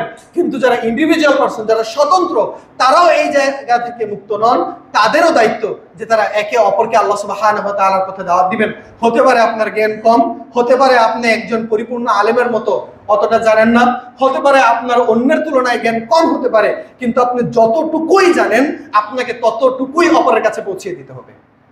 এই জন্যই রাসূল সাল্লাল্লাহু আলাইহি ওয়াসাল্লাম বলছেন বাল্লিগু আন্নী ওয়ালাউ আয়া, একটা আয়াত হলেও তোমাকে পৌঁছে দিতে হবে, একটা আয়াত হলেও। এখন এখানে এমন কে আছেন যে তিনি একটা আয়াতও জানেন না? হোক সেটা কোরআনের আয়াত অথবা বিধান অথবা সুন্নাত, যাই হোক না কেন, আমি একটা আয়াতও জানি না, একটা বিধানও জানি না, এমন কে আমাদের মাঝে আছে? আশা করি এমন কেউ আমাদের মাঝে নাই যারা কোরআন সুন্নাহর কোনো বিধানের ব্যাপারেই জানি না। সুতরাং আমি যতটুকু জানি আমার ততটুকু আল্লাহ তাআলার জন্য মানুষকে দাওয়াত দেওয়া আমার ব্যাপারে জরুরি। এই ক্ষেত্রে হতে পারে আমি আপনাদেরকে সহজ পদ্ধতি হিসেবে আজকের বিষয়টাই দেখিয়ে দিতে পারি। হতে পারে আপনার বন্ধুকে আপনি বাড়ি থেকে আসার সময় তাকে আহ্বান জানিয়েছিলেন, আপনার ছোট ভাই অথবা আপনার ছোট সন্তান এই মুহূর্তে মোবাইল টেপাটেপি করছে, টিভি দেখছে, অথবা রাস্তায় মাঠে এখনো খেলাধুলা করছে, খুতবার সময় শেষ হয়ে যাচ্ছে, আপনি হয়তোবা তাকে ডেকেছিলেন। যদি না ডেকে থাকেন তাহলে তো আপনি নিশ্চিত ক্ষতিগ্রস্ত। হয়তোবা আপনি ডেকেছিলেন কিন্তু সে আপনার ডাকে সাড়া দেয়নি। এই ক্ষেত্রে আপনার এখনো দায়িত্ব হবে যে তার কাছে আজকের খুতবাটাই আপনি তার কাছে পৌঁছে দিবেন। সাধারণত একজন আলেমের চাইতে সবচেয়ে বেশি প্রভাব ফেলতে পারে একজন সাধারণ ব্যক্তি। একজন আলেম যতটা দাওয়াত পৌঁছে দিতে পারেন তার চাইতেও বেশি দাওয়াত পৌঁছে দিতে পারেন সাধারণ ব্যক্তিরা। উদাহরণস্বরূপ আজকে এখানে যারা আমার খুতবা শ্রবণ করার জন্য এসেছেন তাদের কাছে আমি দাওয়াত পৌঁছে দিতে পারছি, এটা আমার জন্য সম্ভব। কিন্তু যারা আজকে খুতবা শ্রবণ করার জন্য আসেনি নাই তাদের কাছে আমি দাওয়াত কিভাবে পৌঁছাবো? এটা আমার জন্য কঠিন, এই কাজটা আমি করতে পারছি না, এখানে আমার সীমাবদ্ধতা আছে। সুতরাং এই জায়গাটাতে কাজ করতে হবে আপনাকে, এই জায়গাটাতে কাজ করতে হবে আপনাদেরকে। আমি যদিও সকলের কাছে দাওয়াত পৌঁছে দিতে পারবো না, কিন্তু আপনি ব্যক্তিগতভাবে সকলের কাছে দাওয়াত পৌঁছে দিতে পারবেন এবং তাদের কাছে দাওয়াত পৌঁছে দেওয়াটা তুলনামূলক বেশি জরুরি। আপনারা যারা এখানে এসেছেন তারা খুতবা শ্রবণ করার জন্য এসেছেন, কিন্তু যারা আসে নাই তাদের খুতবা শ্রবণ অথবা ইসলামের বিধান শোনারই মানসিকতা নাই। সুতরাং তাদের কাছে ইসলামের দাওয়াত পৌঁছানোটা আপনাদের কাছে পৌঁছানোর চাইতে তুলনামূলক বেশি জরুরি। সুতরাং এই কাজটা আপনাকে করতে হবে, এই কাজটা সমাজের সাধারণ মানুষকে করতে হবে, এই কাজটা প্রতিটা মুসলিমের জন্য করা বাধ্যতামূলক। যে আপনি যখনই বাড়ি গেলেন যার সাথেই দেখা হলো তাদের সাথে ইসলামী বিধানাবলী নিয়ে আলোচনা করুন। কেবলমাত্র সরকারের অধপতন, সরকারের মধ্যে কে পরিবর্তিত হলো না হলো, কে ক্ষমতায় আসছে কে যাচ্ছে, কোথায় কি হলো, কার মেয়ে কার সাথে ভেগে গেল, কার ছেলের চাকরি হলো, কে চাকরিচ্যুত হলো, কার বাড়িতে কি ঘটনা ঘটেছে, এই সকল অহেতুক গীবত করা বাদ দিয়ে এই সকল বাজে বিষয়ে আপনাদের এই পার্লামেন্টে অর্থাৎ এই দোকানে, চায়ের দোকানে অথবা নিজের বাড়িতে একসাথে বসে এই সকল বিষয়ে আলোচনা না করে ইসলামী বিষয় নিয়ে আলোচনা করার চেষ্টা করুন, শয়তানকে দূরীভূত করুন। সুতরাং আমরা আলোচনা করি, অবশ্যই আমরা বন্ধু বান্ধবরা একত্রে গল্প করি, কিন্তু গল্পের বিষয়গুলো কে থাকে যে কে কোন মেয়ের সাথে কি করতে পেরেছে, কার সাথে কোন মেয়ের কি কি সম্পর্ক হয়েছে, কে কোথায় গিয়ে কি আকাম কুকাম করতে পেরেছে। সোজা কথায় বলতে গেলে অধিকাংশ ফ্রেন্ড সার্কেলে এই সকল কথাই তারা আলোচনা করে। দুঃখজনক বিষয়, তুমি অথচ নিজেকে মুসলিম দাবি করো। সুতরাং আমাদের আলোচনার টপিক চেঞ্জ করতে হবে। যদি আমরা আমাদের আলোচনার টপিক চেঞ্জ করতে পারি, ইসলামী বিষয় নিয়ে আলোচনা করতে পারি, হতে পারে যেখানে গীবত নিয়ে আলোচনা হচ্ছে, যেখানে অপর পরিবারের কোনো বাজে জিনিস নিয়ে আলোচনা করা হচ্ছে, সেখানে আপনি ইসলামের বিষয় নিয়ে আলোচনা করতে গেলে 2-3 জন মানুষ হয়তোবা উঠে যাবে। তাদেরকে চিহ্নিত করে রাখুন, তাদেরকে আলাদাভাবে দাওয়াত দিন। হয়তোবা কিছু মানুষ উঠে যাবে, কিন্তু কিছু মানুষ হয়তোবা শ্রবণ করার চেষ্টাও করবে। সেইটাই হবে আপনার টার্নিং পয়েন্ট। সেই জায়গাতে আপনি কাজ করুন। সুতরাং অহেতুক বিষয়ে বাদ দিয়ে, অন্যের গীবত করা বাদ দিয়ে, অন্যের তহমত করা বাদ দিয়ে, অন্যের বাড়িতে কি হলো না হলো, দেশের রাষ্ট্র সংস্কারে কি হলো না হলো, সেইটা আমার গুরুত্বপূর্ণ এবং মুখ্য বিষয় না হয়ে যেন আমাদের মুখ্য বিষয় হয় আল্লাহ তাআলার পথে একে অপরকে দাওয়াত দেওয়ার বিষয়টি। সম্মানিত উপস্থিতি, সেজন্য আমরা বলছিলাম দাওয়াত দেওয়ার বিষয়ে শুধুমাত্র একজন আলেমের দায়িত্ব নয়, বরং প্রত্যেকটা ইন্ডিভিজুয়াল পার্সনেরই দায়িত্ব। তবে এই ক্ষেত্রে আউলামায়ে কেরামও পিছিয়ে যাবেন না। অবশ্যই প্রত্যেকটা আলেমের, প্রত্যেকটা খতিবের, প্রত্যেকটা ইমামের গুরু দায়িত্ব হবে। আবার এমনকি প্রত্যেকটা স্বতন্ত্র ব্যক্তির তুলনায় তার দায়িত্ব বড় হবে, যাতে করে তিনি আল্লাহ তাআলার পথে মানুষকে আহ্বান করেন। এবং সেই ক্ষেত্রে আরেকটা গুরুত্বপূর্ণ জায়গা হলো আল্লাহ সুবহানাহু ওয়া তাআলা বলছেন, আল্লাযীনা ইউবাল্লিগুনা রিসালাতিল্লাহ ওয়া ইয়াখশাউনাহু ওয়া লা ইয়াখশাউনা আহাদান ইল্লাল্লাহ। এই আয়াতটি হলো এই জায়গায় গুরুত্বপূর্ণ, যেখানে আল্লাহ সুবহানাহু ওয়া তাআলা বলছেন, কিছু ইমানদারদের বৈশিষ্ট্য উল্লেখ করছেন। ইমানদারদের বৈশিষ্ট্য কি? ইমানদারদের বৈশিষ্ট্য হলো যে তারা আল্লাহ তাআলার পথে মানুষকে দাওয়াত দিবে, অর্থাৎ ইসলামের বিধানগুলো, বাণীগুলো অপরের কাছে পৌঁছিয়ে দিবে, এবং পৌঁছিয়ে দেওয়ার ক্ষেত্রে কেবলমাত্র আল্লাহ তাআলাকেই ভয় করবে। ওয়ায়াখশাউনা, আল্লাহ তাআলাকে ভয় করবে, ওয়ালা ইয়াখশাউনা আহাদান ইল্লাল্লাহ, এবং আল্লাহ ছাড়া অন্য কাউকে ভয় করবে না। এই জায়গাটাতে আমাদের গুরুত্ব দেওয়া প্রয়োজন। আমরা কিছু কিছু মানুষ একে অপরকে দাওয়াত দেই আমাদের জায়গা ভেদে, আমাদের জায়গা বুঝে। যদি আমরা দেখি যে এই জায়গায় আমার সমস্যা নেই, তখন আমরা আমাদের দাওয়াতের কার্যক্রম চালিয়ে যাই। আর যখন আমরা মনে করি যে এই জায়গায় দাওয়াত দিলে আমার ঝামেলা হতে পারে, সেই জায়গা থেকে আমাদের নিজেদেরকে আমরা পিছিয়ে নেই। যতক্ষণ পর্যন্ত আমি স্বয়ং আল্লাহর জন্য এককভাবে অন্য কোনো কিছুকে ভয় না করে কেবলমাত্র আল্লাহকে ভয় করে আমি দাওয়াত দিতে পারছি, ততক্ষণ পর্যন্ত আমি মুসলিম হতে পারছি না। হয়তোবা আমি মুসলিম, কিন্তু পরিপূর্ণ মুসলিম নই। সেজন্য সম্মানিত উপস্থিতি মুসলিমিনে কেরাম, আমাদের দায়িত্ব হবে আমরা জায়গা ভেদে নয়, বরং প্রত্যেককেই আমরা ইসলামের দাওয়াত দিব। প্রত্যেকের অন্যায়ের ব্যাপারে আমরা রুখে দাঁড়াবো। সমাজের স্বাভাবিক কার্যক্রম হলো এই, যদি কোনো নিম্ন পর্যায়ের ব্যক্তি অন্যায়জনক কার্যকলাপ করে, তখন আমরা তাকে তার উপরে চড়াও হয়ে বসি। আর যদি উচ্চ পর্যায়ের কোনো ব্যক্তি অন্যায়জনক কার্যাবলী করে অথবা অপরাধ করে, তখন আমরা ব্যক্তি বিশেষে তার ব্যাপারে চুপ হয়ে যাই এবং তাকে আমরা ইসলামের পথে দাওয়াত দেওয়ার ব্যাপারে গুরুত্ব আরোপ করি না। এই জায়গার ব্যাপারে আমাকে সতর্ক হতে হবে। কেবলমাত্র আল্লাহ সুবহানাহু ওয়া তাআলার জন্য, আল্লাহ তাআলার পথে আমাকে দাওয়াত দিতে হবে। সুতরাং ব্যক্তির দিকে না তাকিয়ে তার অপরাধের দিকে তাকাতে হবে, ব্যক্তির দিকে না তাকিয়ে তার জীবন ধারণের দিকে তাকাতে হবে, যাতে করে আমি ইসলামের প্রতি দাওয়াত দেওয়ার মাধ্যমে তাকে অন্যায় থেকে ফিরে আনতে পারি, হোক না সে বড় কোনো ব্যক্তি, হোক না সে নিম্ন পর্যায়ের ব্যক্তি। এই জায়গায় একটি গুরুত্বপূর্ণ বিষয় হলো এই যে আমাদের অনেক উলামায়ে কেরাম এই জায়গাটাতে তাদের গুরুত্বপূর্ণ বিষয়টাকে রাখতে পারছেন না। আমরা ইতিপূর্বে দেখেছি, অথবা এখনো বিভিন্ন জায়গায় আমরা দেখছি যে উলামায়ে কেরাম ইসলামের আলোচনা করলেও তারা নির্দিষ্ট একটা ধারাকে কেন্দ্র করে আলোচনা করেন। এমন কোনো বিষয়ে আলোচনা করেন না যেই বিষয়ে আলোচনা করাটাই সমাজের জন্য গুরুত্বপূর্ণ বিষয়।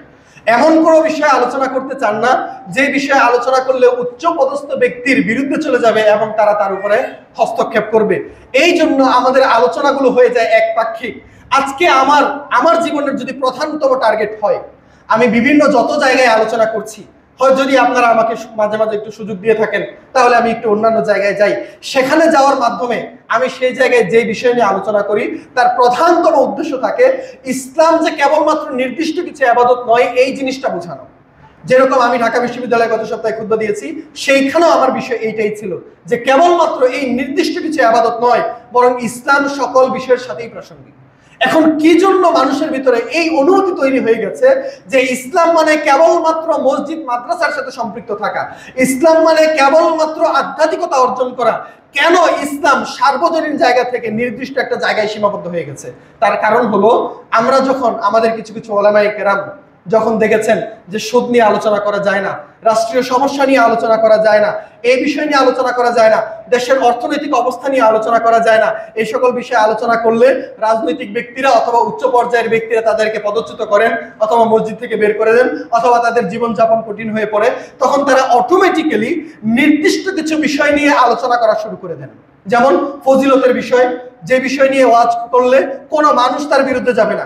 যদি আমি আজকে এখানে পরবর্তী পুরো 1 বছর কোরআন তেলাওয়াতের ফজিলত নিয়ে আলোচনা করি, কেবলমাত্র মানুষ আমাকে ভালোবাসবে, আমার কোনো বিরোধী ব্যক্তি তৈরি হবে না। কেন? কারণ কোরআনের ফজিলত নিয়ে আলোচনা করলে কারো বিরুদ্ধে যাবে না।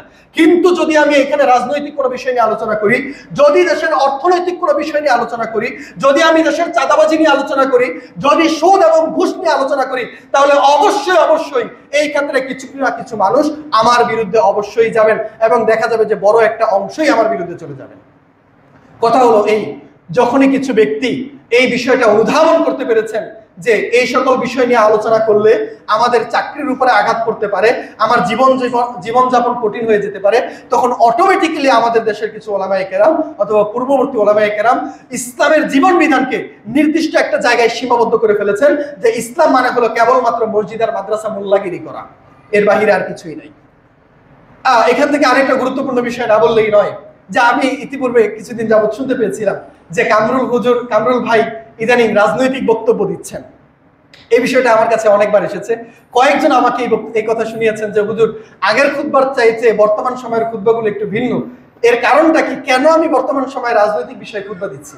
আমি কি তাহলে কোনো রাজনৈতিক পদ নেওয়ার জন্য কোনো দলের নির্দিষ্ট বিরোধিতা করছি নাকি অন্য কোনো বিষয়? সেই ক্ষেত্রে আমি আমার জায়গা থেকে বলতে চাই, যেহেতু প্রাসঙ্গিকভাবে চলে আসলে আমরা অল্প সময় বিষয়টা বলে দিই। আমি আমার জায়গা থেকে যে কথাটা বলতে চাই সেটা হলো যে আপনাদের কাছে কি মনে হয় একজন ইমামের জন্য, একজন খতিবের জন্য মসজিদের মিম্বরে দাঁড়িয়ে কোনো রকমের রাজনৈতিক প্রচারণা চালানো কি বৈধ? আপনাদের কাছে কি মনে হয় একজন ইমাম সাহেব, একজন খতিব, তিনি কি মসজিদের মাইক নিয়ে, তিনি কি মসজিদের মিম্বরকে রাজনৈতিক প্রচারণার জন্য ব্যবহার করতে পারেন? অবশ্যই না। এটা একজন ইমামের জন্য কোনোভাবেই যৌক্তিক হয় না। এটা তো দূরের কথা, রাসূল সাল্লাল্লাহু আলাইহি ওয়াসাল্লামের হাদিস, তিনি বলছেন ইদা রাআইতা মাইয়াবিউ ওয়া ইয়াবতা, যদি তোমরা দেখতে পাও যে কোনো ব্যক্তি মসজিদের ভিতরে, ফিল মসজিদ, মসজিদের ভিতরে ব্যবসা বাণিজ্য করছে, তাহলে তোমরা তাকে বলে দিবে লা ইয়াব্রাহাল্লাহু তিজারাতাক, আল্লাহ যেন তোর ব্যবসায় কোনো রকমের লাভ না দেন।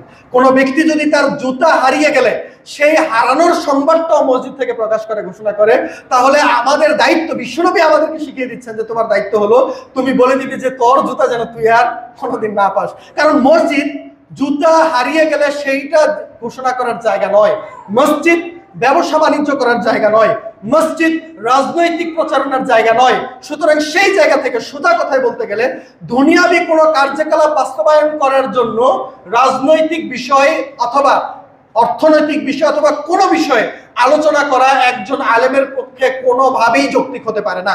সুতরাং রাজনৈতিক জায়গা থেকে আমি কোনোভাবেই আমার মসজিদের মাইককে ব্যবহার করতে পারি না। হতে পারে আমি একজন রাজনৈতিক ব্যক্তি, যেহেতু রাজনীতি করা প্রত্যেকটা ব্যক্তির জাতীয়গত অধিকার, সুতরাং আমি যদি রাজনৈতিক প্রচারণা চালাতে চাইও আমি মসজিদের মাইক ব্যবহার করতে পারবো না। আমি করলে অন্য কোনো ক্ষেত্র তৈরি করতে পারবো, কিন্তু রাজনৈতিক প্রচারণার জন্য আমি আমার মসজিদকে ব্যবহার করতে পারি না। এবং সেই জায়গা থেকে আমি ব্যক্তিগতভাবে কখনোই রাজনৈতিক বক্তব্য দিই না। এবং আমি ব্যক্তিগতভাবে মনে করি যে রাজনৈতিক বক্তব্য দেওয়া আমার জন্য হুমকি স্বরূপ। ব্যক্তিগতভাবে একটু লজিক্যালি যদি আপনাদেরকে বুঝাই আপনারা বুঝতে পারবেন। রাজনৈতিক বক্তব্য দেওয়া কি জন্য আমার জন্য বিপজ্জনক? যদি আমি রাজনৈতিক বক্তব্য দেই তাহলে নির্দিষ্ট কিছু গোত্রের বিরুদ্ধে চলে যাবে। যেহেতু বাংলাদেশে বিভিন্ন রকমের রাজনৈতিক দল বিদ্যমান, সুতরাং আমি যেই রাজনৈতিক বক্তব্যই দেই না কেন কোনো না কোনো দলের বিরুদ্ধে অবশ্যই যাবে। তো দেখা যাবে যে আমি আমার জায়গা থেকে আমার সেই জায়গাটা হারিয়ে ফেলবো। দেখা যাবে যদি আমি কোনো রাজনৈতিক দলের পক্ষে বক্তব্য দেই তাহলে সাধারণ মানুষ আমাকে আর পছন্দ করবেন না। কারণ যে কোনো ব্যক্তি যদি রাজনৈতিক দলের পক্ষে বক্তৃতা দেয় তাহলে সাধারণ মানুষ সাধারণত তাকে চাটুকার বলে দাবি করেন, যে হুজুর তো আসলে হুজুর না, সে আসলে একজন চাটুকার। তা আমি যদি রাজনৈতিক দলের পক্ষে বক্তৃতা দেই তাহলে সাধারণ মানুষ যেই ভালোবাসাটা আমাকে দেন, আমাকে সাপোর্ট করেন, সেই ভালোবাসা আমি সাধারণ মানুষের কাছ থেকে হারিয়ে ফেলবো। কারণ কোনো সাধারণ মানুষই পছন্দ করেন না যে একজন ইমাম সাহেব, একজন খতিব সাহেব তিনি কোনো রাজনৈতিক দলের পক্ষে বক্তৃতা দেন। এখন যদি আমার বক্তৃতা রাজনৈতিক দলের বিপরীতে চলে যায় তখন তো আমার জন্য আরো বড় ঝামেলা। হয়তোবা সাধারণ মানুষ আমাকে সাপোর্ট করবে, কিন্তু এর বিপরীতে দেখা যাবে যে রাজনৈতিক ব্যক্তিরা আমাকে অপছন্দ করবেন। আর সে যেহেতু রাজনৈতিক লোকেরাই প্রত্যেকটা জায়গায় গুরুত্বপূর্ণ জায়গায় থাকে, পাওয়ারফুল জায়গায় থাকে, তো সেই জায়গায় দেখা যাবে যে আমার চাকরিটাই আর পরবর্তীতে থাকছে না। তাহলে আমি যদি রাজনৈতিক বক্তৃতা দেই, সেটা যে কোনো দিক থেকে হোক না কেন, সব সেটা রাজনৈতিক দলের পক্ষে যাবে অথবা রাজনৈতিক দলের বিপক্ষে যাবে, সেইটা আমার জন্য বিপজ্জনক। সেজন্য আমি ব্যক্তিগতভাবে মনে করি যে আমার জন্য কোনোভাবেই রাজনৈতিক বক্তৃতা দেওয়া বৈধ নয়। এখন প্রশ্ন হলো, এতদিন যাবত আমি যেই বক্তৃতা দিয়ে যাচ্ছি সেই বিষয়ে সমাধান কি হবে? আমি এখানে একটা উদাহরণ আপনাদেরকে টেনে নিয়ে আসতে চাই। সেটি হলো আল্লাহ রাসূল সাল্লাল্লাহু আলাইহি ওয়াসাল্লাম বলছেন, রাসূল সাল্লাল্লাহু আলাইহি ওয়াসাল্লামের হাদিস, তিনি বলছেন, লা ইয়াফলাহা কওমুন, ওই জাতি কখনোই সফলকাম হতে পারে না যেই জাতি ইয়াউমুল আমারা আল ইমান আল আমরা আন নিসা, যেই জাতি একজন নারীকে তাদের ক্ষমতায় নিয়ে বসায়। এটা কি রাসূল সাল্লাল্লাহু আলাইহি ওয়াসাল্লামের হাদিস। এটা এখন এই হাদিস যদি আমি এখানে উপস্থাপন করি এবং এই হাদিসের আলোকে আমি যদি আপনাকে বলি যে নারীর মাধ্যমে পরিচালিত হওয়া কোনো রাজনৈতিক দলকে ইসলাম সাপোর্ট করে না, এইবার আপনি আমাকে বলুন আমি কি আসলে রাজনৈতিক আলোচনা করেছি নাকি কোরআন সুন্নাহর আলোচনা করেছি? তাহলে সমাধান আপনার কাছে নিতে হবে যে আমি আসলে কোন বিষয়ের উপরে আলোচনা করছি। চাইলে আমি এখানে লম্বা সময় রাজনৈতিক বিষয়ের উপর আলোচনা করতে পারি, আলহামদুলিল্লাহ, সে ব্যাপারে আমার টুকটাক জ্ঞান আছে, কিন্তু আমার এই জায়গায় আলোচনা রাজনৈতিক বিষয় নয়। আমার দায়িত্ব হলো কোরআন এবং সুন্নাহ নিয়ে আলোচনা করা।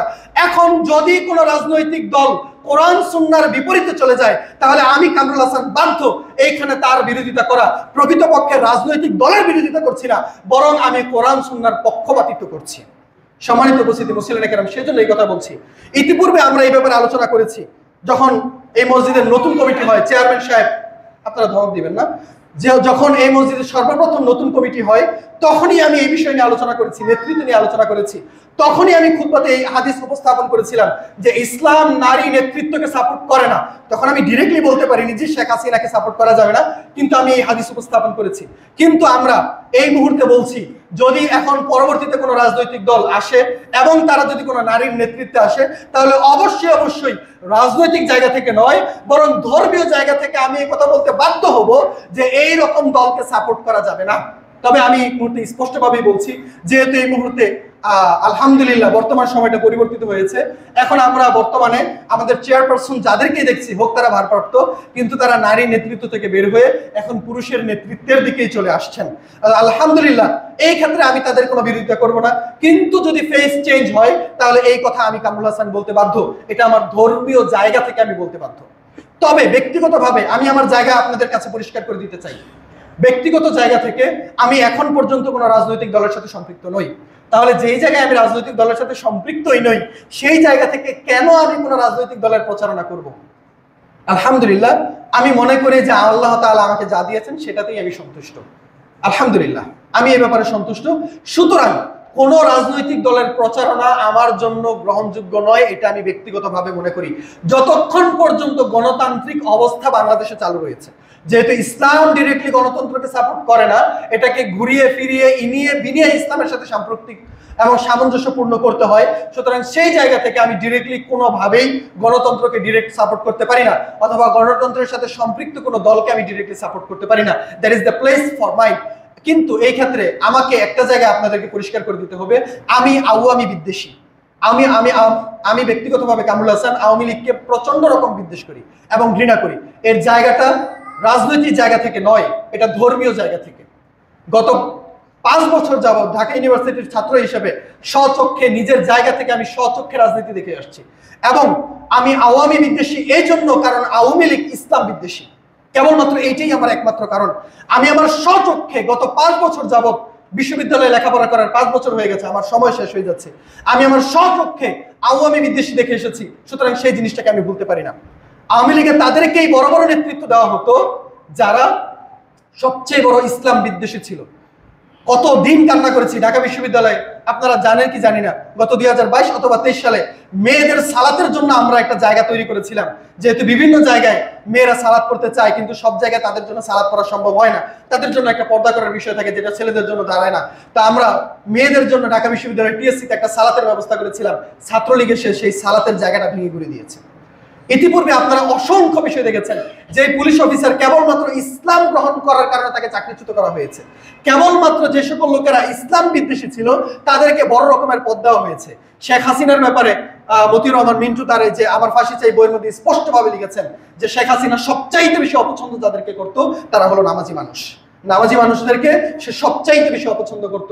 তো এই জায়গা থেকে একটা মানুষ, একটা দল এতটা ইসলাম বিদ্বেষী হওয়ার পরে আমি তাদেরকে সাপোর্ট করতে পারি না। ইতিপূর্বে আপনারা জেনেছেন যে আমরা ওই যে ঢাকা বিশ্ববিদ্যালয়ে একজনকে পদত্যাগ করিয়ে তার রুমে আমি কোরআন তেলাওয়াত করেছিলাম, এটা আবার সারা বিশ্বে ভাইরাল হয়েছিল। তার পিছনের ছোট্ট একটা বিষয় আপনাদেরকে বলে আমি আমার আলোচনা শেষ করে দিচ্ছি। এই কাজটা তিনি কেন করেছিলেন? কোরআনুল কারীমের মতো একটা বিষয়ে আমরা রমজান মাসে সেখানে তেলাওয়াত করেছি, তিনি সেখানে সেটাতে বাধা কেন দিয়েছেন? অথচ তিনি ডক্টর আব্দুল ওয়াসির, তিনি আমাদের পরিচিত স্যার এবং তিনি ইসলামিক হিস্ট্রি অ্যান্ড কালচারের শিক্ষক। ব্যক্তিগত জীবন থেকে তিনি একজন ভালো মানুষ, ব্যক্তিগত জীবন থেকে তিনি মোটামুটি ছাত্রদের সাথে ভালো এবং নামাজ কালাম পড়েন বলে আমাদের কাছে তথ্য আছে। কিন্তু তারপরও তার মতো একজন ব্যক্তি কেন এই ধরনের কাজ করেছেন? কেন তিনি কোরআন তেলাওয়াতে বাধা দিয়েছেন? তার ব্যাপারে যতটুকু আমরা অনুধাবন করতে পারি তার কারণ হলো যে ইসলামের যতটা আপনি বিদ্বেষে যেতে পারবেন তত বড় রাজনৈতিক অথবা দলীয় ক্ষমতা আপনি অর্জন করতে পারবেন। যেহেতু পরবর্তীতে তিনি তৎকালীন সময় ডিন ছিলেন, তার টার্গেট ছিল যে তিনি ঢাকা বিশ্ববিদ্যালয়ের ভিসি হবেন। তো তার ভিসি হওয়ার জন্য যে দায়িত্ব সেটা হলো ইসলাম বিদ্বেষী হিসেবে নিজেকে প্রমাণ করা। তো প্রত্যেকটা ব্যক্তি যারা রাজনৈতিক জায়গায় ছিল তাদের একমাত্র দায়িত্ব ছিল যে কিভাবে তারা নিজেকে ইসলাম বিদ্বেষী হিসেবে উপস্থাপন করতে পারবে। একজন ব্যক্তি নিজেকে যত বড় ইসলাম বিদ্বেষী হিসেবে প্রচার করতে পারত, উপস্থাপন করতে পারত, তাকে রাজনৈতিক জায়গা থেকে আওয়ামী লীগ তত বড় পদে পদান্বিত করত। এটা আমার স্বচক্ষে 5 বছরের অভিজ্ঞতা। সুতরাং আপনি আমাকে যত কিছুই বোঝান না কেন, যত ভুলভাল জ্ঞানী আমাকে দেন না কেন, আমার অভিজ্ঞতার বিপরীত আপনি কখনোই আমাকে নিয়ে যেতে পারবেন না। সেই জন্য আমি আমার ব্যক্তিগত জায়গা থেকে আওয়ামী লীগকে আমি ঘৃণা করি কেবলমাত্র এই জন্য যে তারা ইসলামকে ঘৃণা করে। এখন সব আওয়ামী লীগ ব্যক্তি এক দলে রাখা যাবে না। এখানে অনেকেই আছেন যারা রাজনৈতিক দল করার জন্য তারা আওয়ামী লীগ করেছেন, অবশ্যই ইসলাম বিদ্বেষ করার জন্য তারা আওয়ামী লীগ দল করেননি। সুতরাং সকলকে আমি এক পাল্লায় রাখতে চাই না। কিন্তু যতক্ষণ পর্যন্ত আপনি না জানছেন যে তারা ইসলাম বিদ্বেষী ততক্ষণ পর্যন্ত আপনি তাদেরকে সাপোর্ট করতে পারেন। কিন্তু যখন আপনি নিশ্চিত যে এই দলটা ইসলাম বিদ্বেষী, তৎকালীন সময়ে আপনি একজন মুসলিম হয়ে তাদেরকে সাপোর্ট করলে আপনি মুসলিম থাকবেন কিনা এটা আমার কাছে যথেষ্ট সন্দেহের বিষয়। সেজন্য সম্মানিত উপস্থিতি মুসলিমরা কেরাম, আমি আমার জায়গা থেকে বলতে চাই যে আমি কোনোভাবেই কোনো রাজনৈতিক দলের পক্ষে অথবা কোনো রাজনৈতিক দলের বিপক্ষে আলোচনা করার জন্য দাঁড়াই না। এটা আমার ব্যক্তিগত জায়গা। কোরআন সুন্নাহর দায়িত্ব নিয়ে আমি এখানে দাঁড়িয়েছি। আমি কামরুল হাসানের জন্য বাধ্যতামূলক হলো যে আমি কোরআন সুন্নাহর আলোচনাই এখানে উপস্থাপন করব, তার বিপরীত কোনো বিষয়ে আলোচনা করব না। কিন্তু কোনো রাজনৈতিক দলের নর্ম, তাদের আদর্শ যদি ইসলামের বিপরীতে যায়, কোনো রাজনৈতিক দলের কার্যাবলী যদি ইসলামের বিরুদ্ধে যায়, কোনো অর্থনৈতিক দলের কোনো এজেন্ডা যদি ইসলামের বিপরীতে যায়, তাহলে রাজনৈতিক দলের বিরোধিতা হিসেবে নয়, কোরআন সুন্নাহর পক্ষপাতিত্ব হিসেবে আমি কামরুল হাসানকে এখানে দাঁড়িয়ে কথা বলতেই হবে। সেটা আমার জন্য দায়িত্ব এবং আমি মনে করি সেই জন্য আমার উপরে যত বাধাই আসুক না কেন সেই জায়গা থেকে আমাকে পিছপা হওয়া যাবে না। আল্লাহ সুবহানাহু ওয়া তাআলার কাছে দোয়া করছি আল্লাহ তাআলা যেন কেবলমাত্র তাকে ভয় করে আমি আপনি সহ সকলকে আল্লাহ তাআলার পথে, ইসলামের পথে দাওয়াত দেওয়ার সুযোগ এবং ক্ষমতা দান করে দেন। আল্লাহ তাআলা যেন আমাদের সকলকে কবুল করে নেন। আল্লাহ।